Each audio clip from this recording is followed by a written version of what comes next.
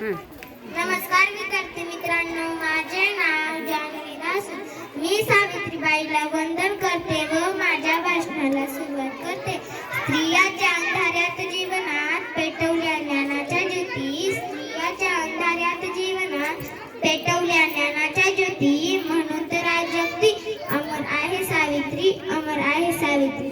सन्माननीय व्यासपीठ, व्यासपीठावरील मान्यवर, वंदनीय गुरुजन वर्ग व इथे उपस्थित माझ्या मित्र मैत्रिणींनो, सर्वांना माझा नमस्कार. आज मी आपल्या समोर क्रांतीज्योती सावित्रीबाई फुले यांची यशोगाथा सांगण्यासाठी उभी आहे. क्रांतीज्योती सावित्रीबाई फुले या भारताच्या पहिल्या महिला शिक्षिका होत्या, तशाच मुख्याध्यापिका होत्या.